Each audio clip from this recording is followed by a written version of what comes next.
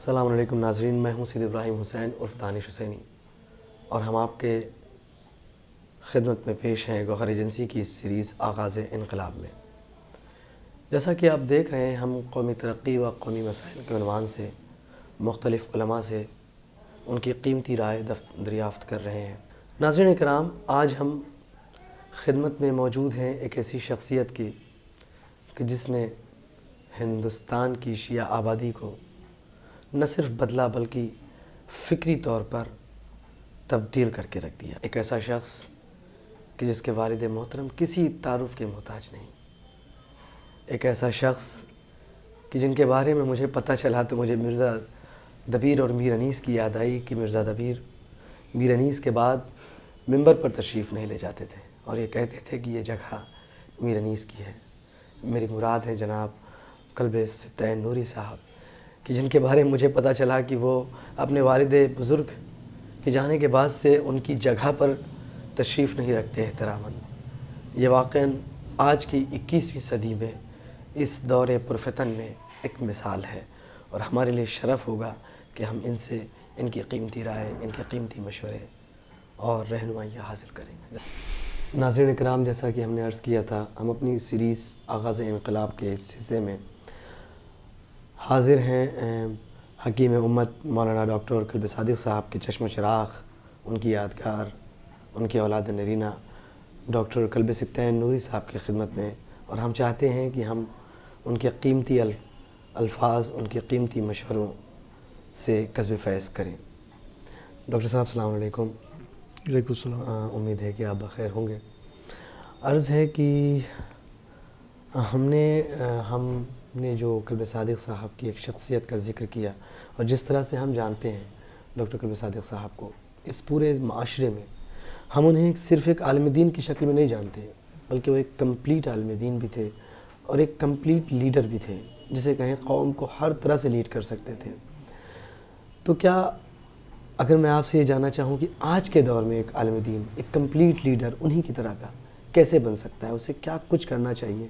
کن چیزوں سے اجتناب کرنا چاہیے؟ دیکھیے، جہاں تک میں نے اپنے والد کی زندگی کو دیکھا ہے تو وہ جو ان میں کوالٹیز اور جو خوبیاں تھیں وہ تو مجھے کسی میں نظر نہیں آتی۔ ہوں گے بہت سے ایسے علماء کہ جن میں وہ خوبیاں ہوں گی، لیکن کچھ خوبیوں کا میں ذکر کرنا چاہتا ہوں کہ جنہوں نے ان کو اتنی عزت اور احترام اور ایک مقام دلایا، حالانکہ ان کی بھی بہت زیادہ مخالفتیں ہوئیں۔ پہلی بات تو یہ کہ ان کے دل میں قوم کے لیے خلوص بہت زیادہ تھا، جیسے کہتے ہیں سنسیئرٹی بہت زیادہ تھی، اور وہ ہر حال میں قوم کو ترقی یافتہ دیکھنا چاہتے تھے۔ دوسری بات یہ کہ نام و نمود سے وہ کوسوں دور تھے۔ آج کل آپ دیکھ رہے ہیں کہ لوگ نام و نمود کے پیچھے بھاگ رہے ہیں، لیکن انہوں نے کبھی نام و نمود کی پرواہ نہیں کی، اور یہاں تک کہ اگر کوئی ان کے آگے حکیم امت یا مولانا میری بعد میں لکھتا تھا پرچے میں، رقعے میں، تو اس کو کاٹ دیتے تھے۔ اور تیسری بات یہ کہ ان میں صبر و پیشنس بہت زیادہ تھا، اور ہمیشہ وہ کہا کرتے تھے کہ اگر قومی کام کرنا ہے تو تم بہرے اور گونگے بن جاؤ۔ جی قبلہ، تو ہم آپ سے جو سوال کر رہے تھے، جاننا چاہ رہے تھے کہ ایک عالم دین، ایک کمپلیٹ لیڈر، ایک پرفیکٹ لیڈر کس طرح سے بن سکتا ہے؟ آپ اس حوالے سے حکیم امت مولانا قلب صادق صاحب کے حوالے سے فرما رہے تھے کہ وہ کتنے مخلص تھے۔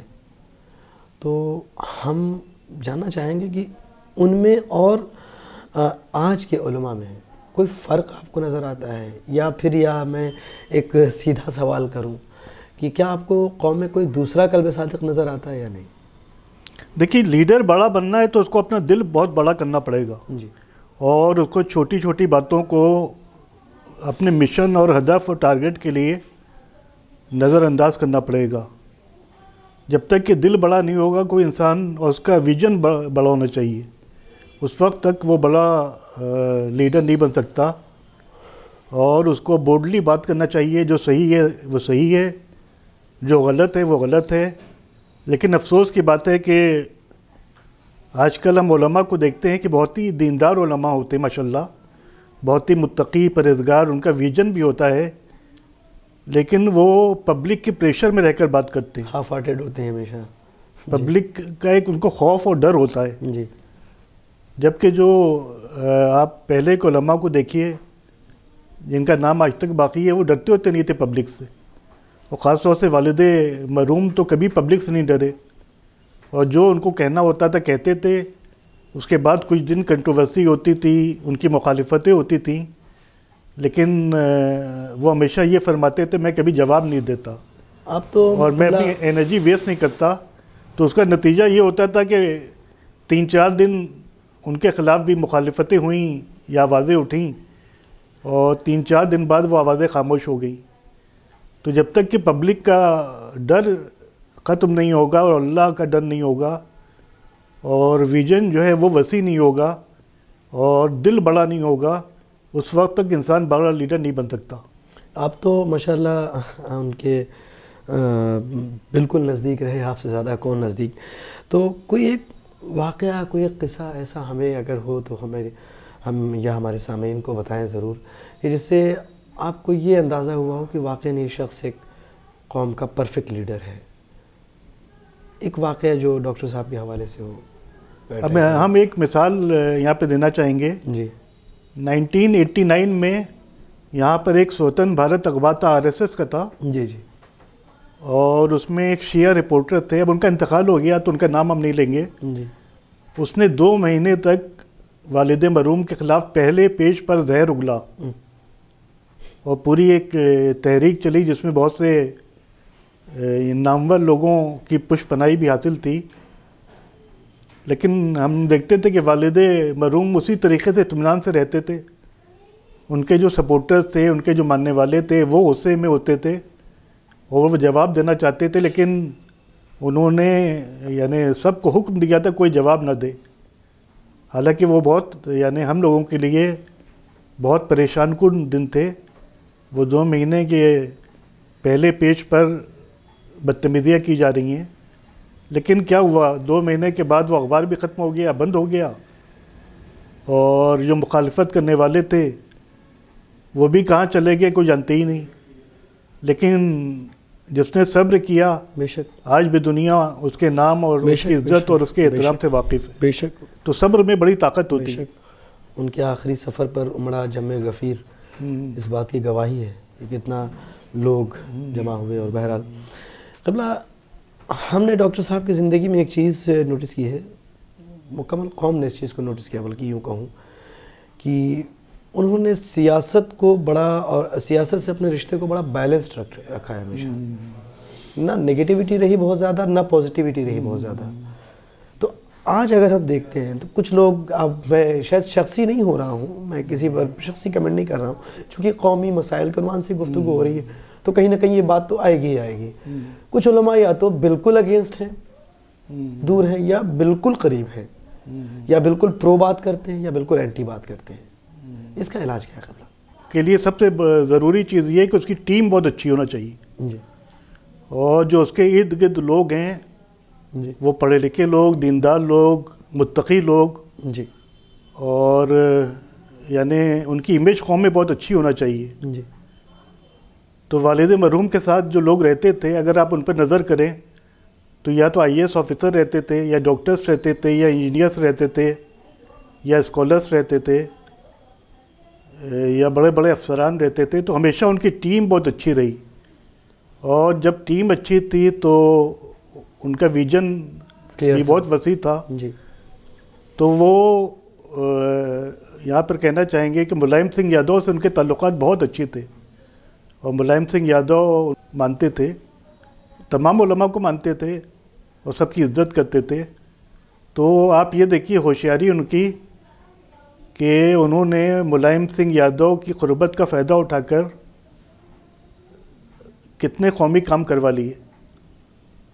یعنی اپنی قربت سے انہوں نے قوم کو جو فائدہ پہنچایا ہے، یہ ہوشیاری کی بات ہوتی ہے کہ یونٹی کالج کی زمین بھی ملائم سنگھ یادو سے کہہ کر انہوں نے حاصل کی. اس کے علاوہ یونٹی ڈگری کالج کی زمین بھی حاصل کی. اس کے علاوہ اور بہت سے کام کرائے، آل انڈیا مسلم پرسنل لا بورڈ کے بہت سے کام کرائے، اردو کے سلسلے میں بہت خدمتیں انہوں نے لی، براہ راست سامنے نہیں آتے تھے، لیکن پس پردہ ملائم سنگھ یادو جی ان سے ہر معاملے میں رائے و مشورہ لیتے تھے۔ تو سب سے ضروری یہ ہے کہ جو علماء ہیں ان کی ٹیم بہت اچھی ہو۔ اگر ٹیم اچھی نہیں ہوگی تو پھر وہ عالم خود ہی مشکوک ہو جائے گا، اور پھر وہ بات ہونا پڑے گا، وہ بات نہیں ہو پائے گی جی، ایک طرفہ ہونا اور ناکامیاں حاصل ہوں گی۔ جی، لہٰذا علماء کو چاہیے کہ وہ اپنی ٹیم اچھی رکھیں، ویژن اپنا کلیئر رکھیں، اور ان کا جذبہ قوم کی خدمت ہونا چاہیے، کنسٹرکٹیو خدمت، تعمیری خدمت، کہ ہم قوم کو کچھ دیں۔ اس کے لیے ظاہر ہے کہ ان کی مخالفت بھی ہوگی، ان کو برا بھلا بھی کہا جائے گا، تو اس کو صبر و ضبط سے برداشت کرنا پڑے گا۔ خلا ابھی آپ نے ٹیم کی بات کی تو بڑی افسوس کے ساتھ میں آپ کے سامنے بڑی معذرت کے ساتھ یہ عرض کر رہا ہوں کہ آپ کی نظر پڑی ہو یا نہیں، لیکن میں دیکھتا ہوں سوشل میڈیا پہ کہ بعض لوگوں، بعض افراد، یا بہت سے افراد ایسے، بعض نہیں بلکہ بہت سے افراد ایسے ہیں جو مانیے، میں کسی پر پرسنلی شخصی کوشچن نہیں کر رہا ہوں، لیکن یہ بڑی ہی افسوس کی بات ہے کہ پی آر ٹیم کی طرح کام کر رہے ہیں لوگ۔ اگر کسی نے کوئی بات کہہ دی اور آپ کو ناگوار ہو گزری تو آپ صاحب ان کو MI6 کے ایجنٹ بتانے لگ گئے، CIA کے ایجنٹ بتانے لگ گئے، کسی نے ان کو کہہ دیا تو آپ ان کو کچھ کہنے لگے، کچھ ان کو کہنے لگے، یعنی جسے کہیں کہ چھٹا کشی اور خرافات اتنی زیادہ ہے کہ کوئی شخص کچھ بھی کہنے سے ڈر رہا ہے۔ جو آپ نے ابھی پہلے ہی کہا، آج کل کے علماء واقعاً پریشر میں آ چکے ہیں اور ہاف ہارٹیڈ ہو چکے ہیں، ان کو ڈر لگتی ہے بات کرنے میں۔ اس کا علاج کیا ہے کہ ایک بار کی اس پہ ٹوٹ پڑتے ہیں؟ مان لیجئے ایک خطائے لسانی ہو گئی ہے، چبا کر ایک شخص بات نہیں کر رہا ہے، بس زبان سے ایک بات نکل گئی، مسٹیک ہو گئی زبان سے۔ دیکھیے، جب سے سوشل میڈیا آئی ہے تو سب کے ہاتھوں میں موبائل ہے، جی، سب کے ہاتھوں میں واٹس ایپ ہے، جی، فیس بک ہے، تو جس کی جو سمجھ میں آ رہا ہے وہ ٹائپ کر کے پوسٹ کر دے رہا ہے، حالانکہ وہ دین کے بارے میں ABCD بھی نہیں جانتے، جی، اور وہ مراجع پہ تنقید کر رہے ہیں، علماء پہ تنقید کر رہے ہیں، جی، اور ڈائریکٹ نیت پر پہنچ جاتے ہیں۔ انسان ہے، انسان سے غلطی ہو سکتی ہے، کوئی جملہ اس کی زبان سے غلط نکل جائے، لیکن اس کی خدمات دیکھنا چاہیے، اس کا علم دیکھنا چاہیے، اس کے کہنے کا مقصد کیا ہے وہ دیکھنا چاہیے۔ اس کو نہیں دیکھیں گے، بس ایک خطا پکڑ لیں گے اور اس کی بنیاد پر اس پر طرح طرح کے الزامات لگائیں گے، جو کہ شرعاً بالکل غلط ہے۔ اور پھر میں یہ بات کہوں کہ ہمیشہ سے میرا تو موقف یہ ہے کہ میں نے بے باکی سے اپنی بات کہی، لیکن تہذیب اور ادب کے دائرے میں رہ کر اپنی بات کری، کیونکہ جس انسان میں تہذیب اور ادب نہیں ہے تو وہ پھر انسان نہیں ہے، وہ جانور کی مثل ہے۔ اس لیے اپنی بات کہنا چاہیے، لیکن علماء کی عزت اور جو حقیقی علماء ہیں ان کا احترام اور ان کی رسپیکٹ لازمی ہے۔ اسی سلسلے میں آپ سے عرض کروں کہ آج قومی مسائل کے حوالے سے ایک موضوع اکنامیکل پرابلمس ہونا، فائنینشیل پرابلمس ہونا، کرائسس ہونا آج شیعہ سماج میں شاید بہت زیادہ ہے۔ کچھ بہت ایسا نہیں ہے کہ بالکل ہی جسے کہیں کہ نچلے طبقے کے ہیں، لیکن شاید لیول کہیں نہ کہیں کچھ کم ہو گیا، مجھے ایسا لگتا ہے، البتہ ممکن ہے میں شاید غلط ہوں۔ تو یہاں میں جانا چاہتا ہوں، جیسے کہ ہمارے آپ نے ابھی میں گفتگو کروں گا، اس حوالے سے سوال کروں گا، TMT نے کام کیا، لیکن ائمہ جمعہ جو میری ریسرچ ہے تقریباً ہندوستان میں 700 ائمہ جمعہ ہیں تقریباً، شاید ہو سکتا ہے زیادہ ہوں، ان کا کیا رول ہو سکتا ہے بے روزگاری کے حوالے سے؟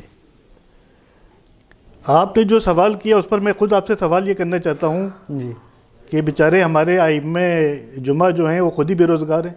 نہیں، ایسا نہیں ہے، وہ تو کہیں نہ کہیں تو ان کو تو ان کا جو شہریہ ہے یا اسکالرشپ جو ان کو ملتا ہے جی، وہ اس قدر کم ہوتا ہے کہ ان کا زندگی گزارنا مشکل ہوتا ہے۔ یہ بہت جائز آپ نے بات کہی۔ اور سب سے بڑی مشکل یہی ہے کہ جو دینی لائن میں ہوتے ہیں ہندوستان اور پاکستان میں، یا تو وہ بہت بڑے خطیب ہونا چاہیے تبھی ان کی یعنی آمدنی کا ذریعہ اچھا ہو سکتا ہے، جی، لیکن اگر وہ اچھے خطیب نہیں ہیں تو جتنا بھی علم ان کے پاس ہے وہ فائنینشلی کرائسس میں رہتے ہیں۔ جی، تو اس میں جو ہے ایران اور عراق کے علماء، ان کو یہ سوچنا چاہیے کہ جو پڑھ وڑھ کر وہاں سے آ رہے ہیں اور جو بہت ہی قابل ہیں، جو بہت ہی پرخلوص ہیں، ان کی مالی بہتری کے لیے کیا قدم اٹھائے جائیں۔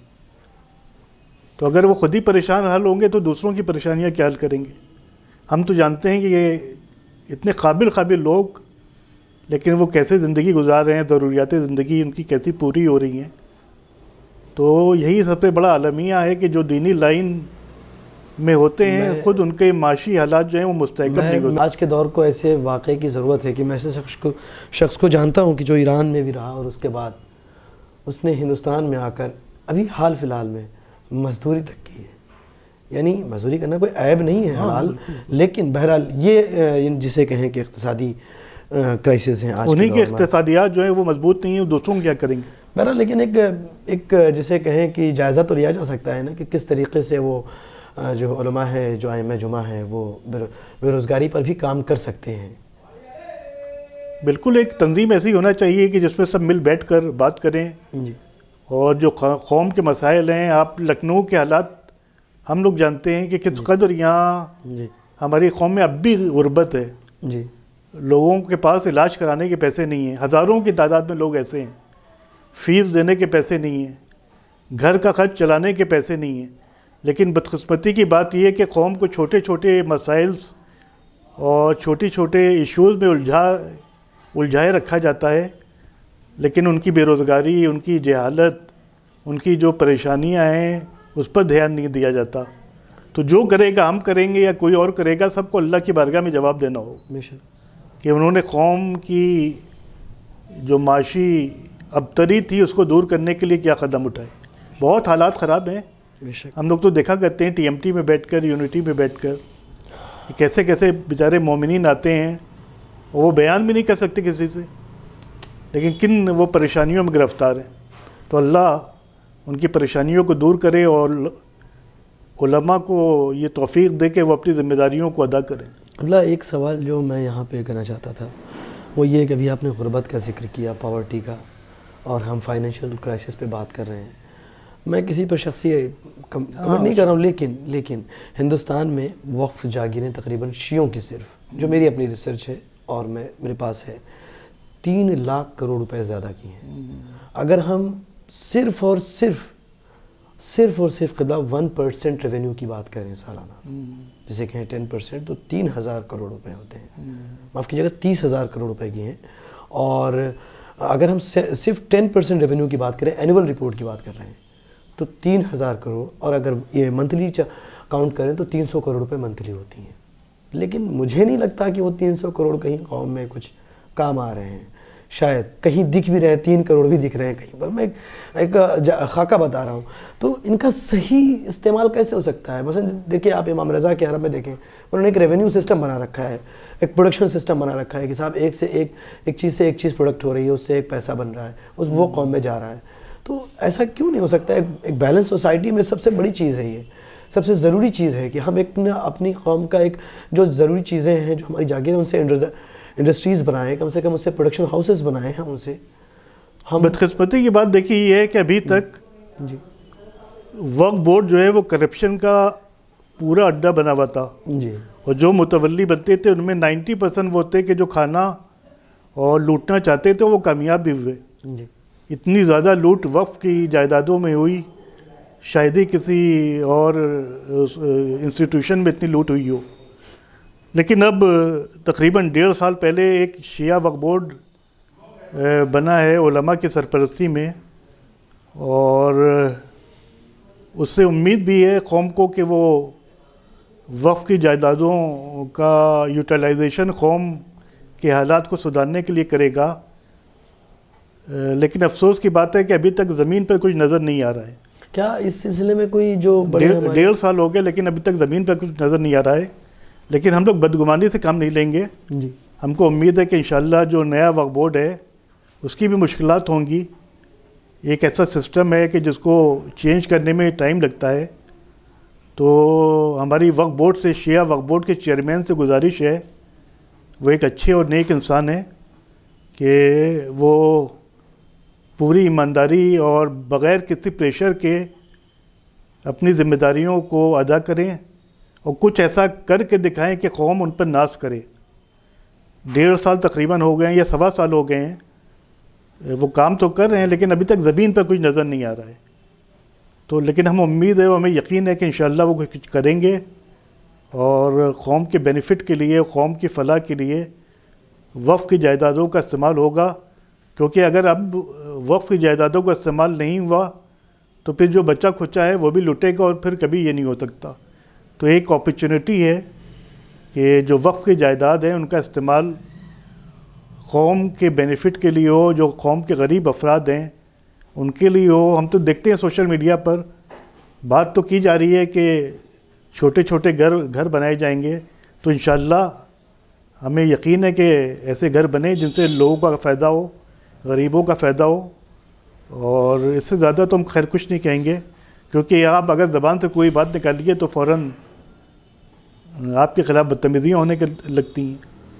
خداوند کریم بہرحال انہیں مزید توفیقات سے نوازے اور ان کی تمام تر کوششوں کو قبول فرمائے، وہ اپنی توفیقات کا ساتھ دیں انشاءاللہ۔ چونکہ آپ یہاں ہم یہاں غربت اور قوم کے حوالے سے، فائنینشیل کرائسس کے حوالے سے، قوم کی خدمت کے حوالے سے گفتگو کر رہے ہیں، تو میں جاننا چاہتا تھا کہ آپ کی جو توحید المسلمین ٹرسٹ ہے جو 1984 میں جس کی فی الحال بنیاد رکھی گئی، سنگ بنیاد، یہ آج کس لیول پہ ہے 2023 میں، تقریباً آج سے 39 سال کے اس عرصے میں، اور آپ فی الحال کیا خدمت انجام دے رہے ہیں؟ دیکھیے توحید المسلمین ٹرسٹ 1984 میں باقاعدہ اس کی یعنی قیام ہوا تھا، اور اللہ کا شکر ہے کہ ٹی ایم ٹی کے ذریعے لاکھوں لوگ، بالکل اگر آپ جوڑیے 40 سال میں تو لاکھوں لوگ مستفید ہو کر آج ملک اور بیرون ملک میں اچھی اچھی جابس کر رہے ہیں یا اپنے روزگار کر رہے ہیں۔ ڈپارٹمنٹس میں آپ سب میں ہیلپ کرتے ہیں زیادہ تر؟ یہاں پر میں ایک مثال عرض کروں گا جی کہ گوری خالصہ سے 2 بھائی آئے تھے جی 1980 میں، جب ٹی ایم ٹی کی یعنی بنیاد نہیں پڑی تھی، جی لیکن اس وقت بھی والد مرحوم جو تھے وہ خدمت کرتے تھے۔ تو جب ان کی مارک شیٹ دیکھی تو ان کے کمال کے نمبر تھے، لیکن دونوں کے ایک پیر میں دوسری چپل، دوسرے پیر میں دوسری چپل، اور احساس ہوتا تھا کہ وہ یعنی غربت کے لیول سے نیچے زندگی گزار رہے ہیں۔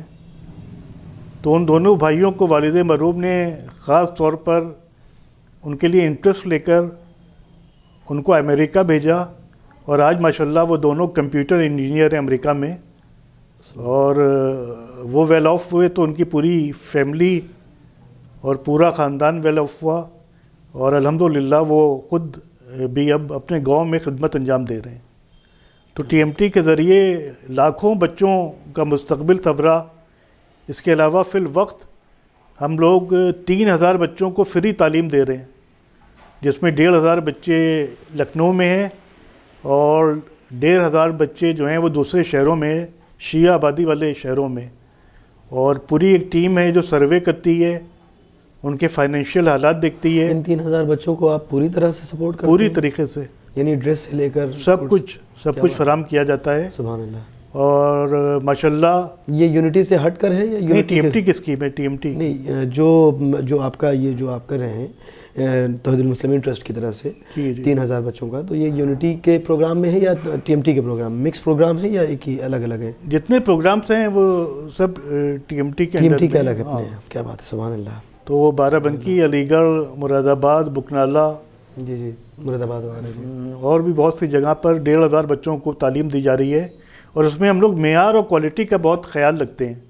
وہ باقاعدہ پوری ایک پروفیشنل کی ٹیم ہے جو جا کے دیکھتی ہے کہ جن اسکولوں میں بچوں کا نام لکھوایا جا رہا ہے اس کا معیار، اس کی کوالٹی کیا ہے۔ یہ کس اسٹینڈرڈ سے کس اسٹینڈرڈ تک آپ ہیلپ کرتے ہیں؟ ہم لوگ تو چھاٹتے ہیں نرسری سے لے کر جہاں تک وہ پڑھنا چاہیں۔ تو ماشاءاللہ 4 بچوں کا MBBS میں سلیکشن ہوا ہے۔ کیا بات ہے، سبحان اللہ۔ خداوند کریم آپ کے 53 بچوں کا بی ٹیک میں سلیکشن ہوا ہے۔ قبول کرے آپ کی اس نیکی۔ اس کے علاوہ ابھی اعراز میڈیکل کالج میں 22 بچوں کا سلیکشن مختلف پروفیشنل کورسز میں ہوا ہے۔ تو ان کی پوری ٹی ایم ٹی ہیلپ کرتی ہے، لیکن شرط یہ ہے کہ وہ پڑھنے میں اچھے ہوں، ذہین ہو، محنت سے اور لگن ان میں ہو، جذبہ ہو۔ کیا بات۔ اس کے علاوہ راشن یہاں پر پروگرام ہے، اسکالرشپ پروگرام ہے۔ یونٹی کالج کے تقریباً 350 بچوں کو ٹی ایم ٹی وظیفہ دیتا ہے تاکہ ان کی پڑھائی جاری رہے اور پیسوں کی تنگی کی وجہ سے پڑھائی پر افیکٹ نہ پڑے۔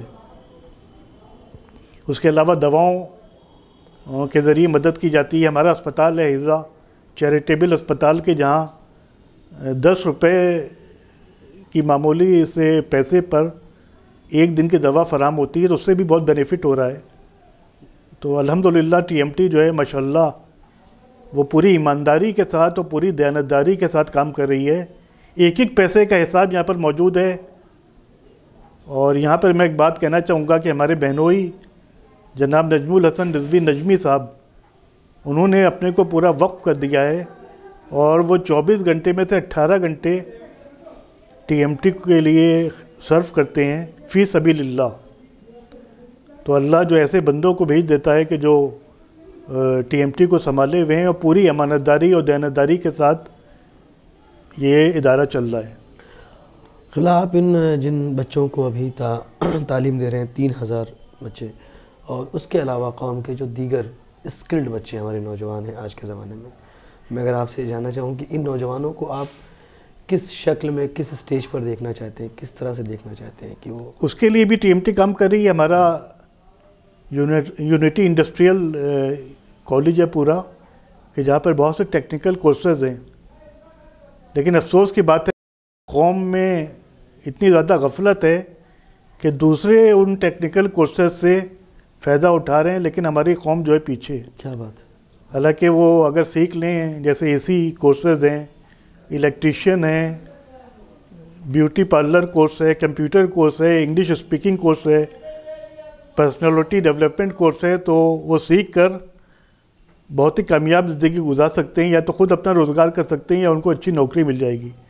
تو میں آپ کے وسیلے سے قوم کے نوجوانوں سے کہنا چاہتا ہوں کہ وہ یہ بی اے اور بی کام ان کے پیچھے نہ پڑیں، کیونکہ ایسے لاکھوں لوگ ہیں کہ جو بی اے کیے ہوئے بے روزگار ہیں، بی کام کیے ہوئے بے روزگار ہیں، بلکہ وہ اسکلز اور ٹیکنیکل کورسز کی طرف اپنے ذہن کو منتقل کریں اور اس سے استفادہ کریں.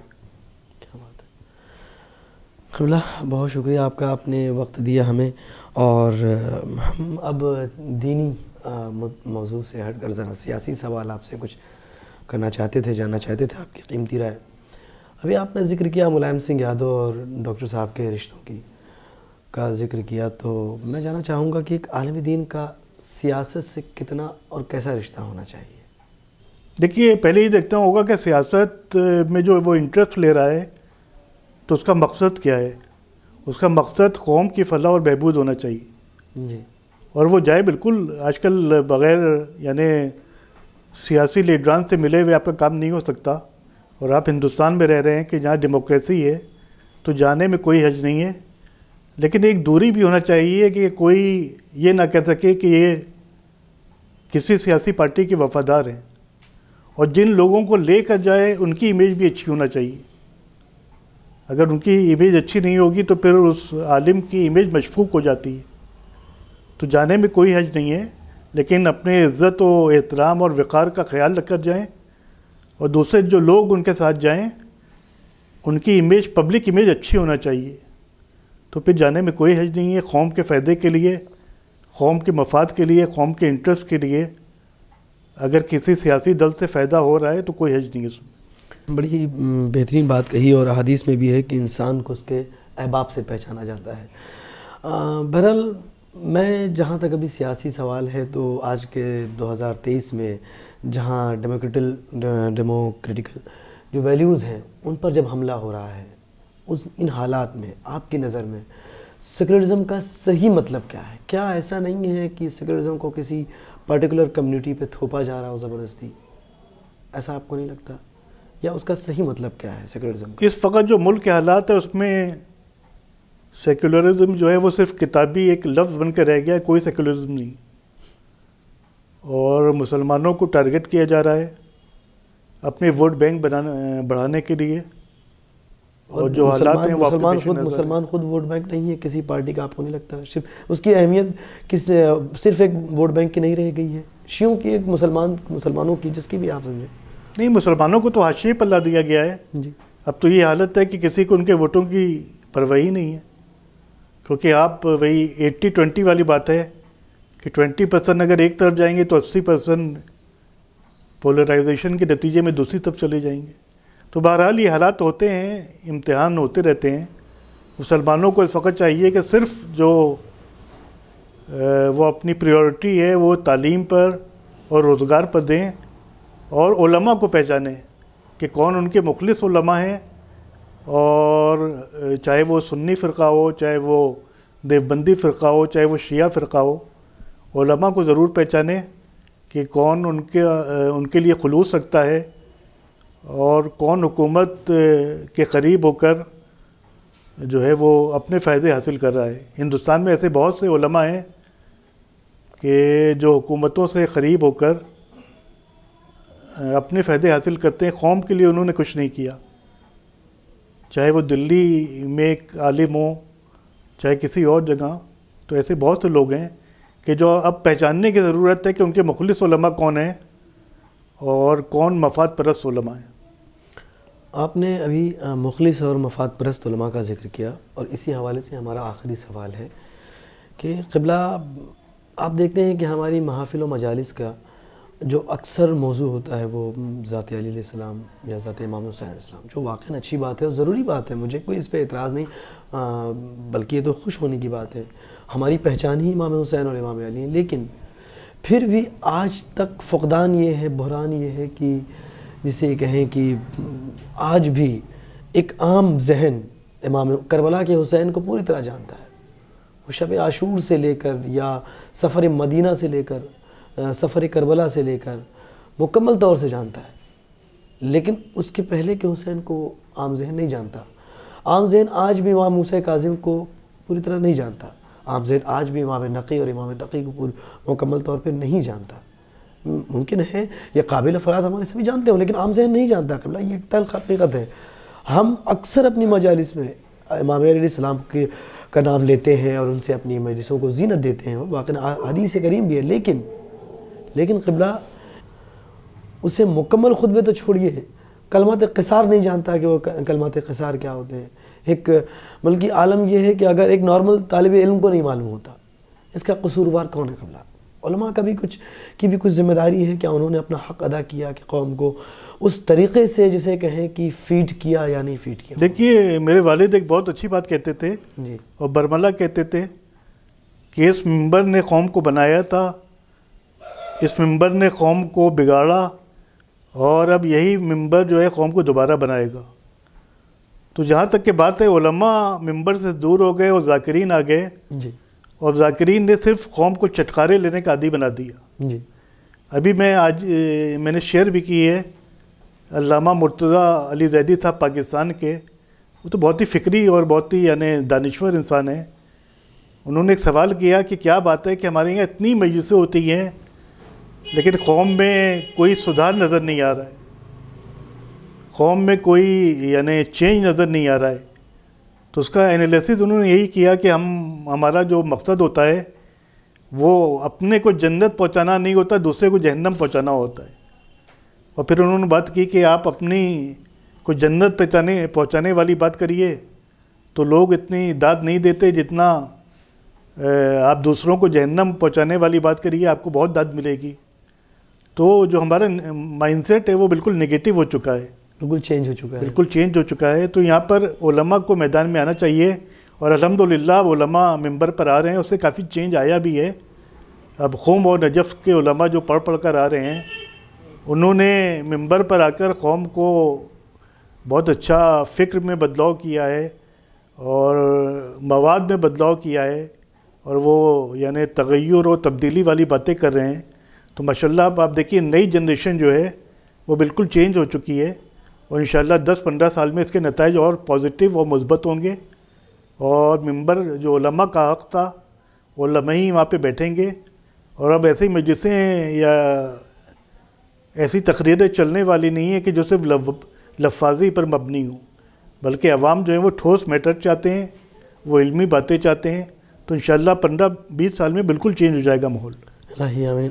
بہرحال خداوند کریم آپ کے ان الفاظ کو قبولیت کا شرف بخشے انشاءاللہ، اور ہم آپ کے نہایت شکر گزار ہیں کہ آپ نے نہیں آپ کو بہت بہت شکریہ، بہت بہت شکریہ آپ کی خدمت میں۔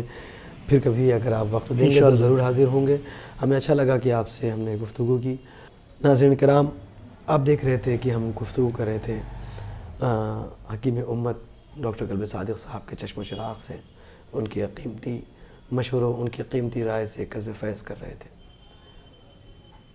میں اس سلسلے میں کیا کہوں اور کیا نہ کہوں قلب صادق صاحب کے تعارف میں، لیکن بس اتنا ضرور کہوں گا کہ ایک جملہ ہے کہ جس کو آپ بار بار ان کو یاد کرتے ہوئے دہراتے رہیں کہ کوئی تو تھا جو چلا گیا ہے، نشان باقی ابھی بھی ہے لیکن، نشان باقی ابھی بھی ہے لیکن۔ اور کہیں نہ کہیں ایک عجیب شعر ہے، لیکن مجھے اس ذات والا سے جوڑتے ہوئے، محسن نقوی شہید کا وہ شعر جوڑتے ہوئے، یہاں ربط دیتے ہوئے کوئی حرج نہیں اور کوئی فکر نہیں ہے کہ لوگ کیا کہیں، لیکن میں اسے برملا کہوں گا کہ محسن نقوی شہید کا یہ شعر یہاں پوری طریقے سے فٹ بیٹھتا ہے کہ یاد ماضی عذاب ہے یا رب، یاد ماضی عذاب ہے یا رب، چھین لے مجھ سے حافظہ میرا۔ کاش کہ اس ماضی کی طرح اس حال میں بھی، کاش کہ آنے والے کل کے مستقبل میں ہی کوئی تو ذات قلب صادق جیسی ہو، کوئی تو شخصیت اس جیسی دوبارہ ہو۔ ہم مولانا کے نہایت شکر گزار ہونے کے ساتھ ہی آپ کے بھی شکر گزار ہیں۔ جزاک اللہ، التماس دعا، خدا حافظ۔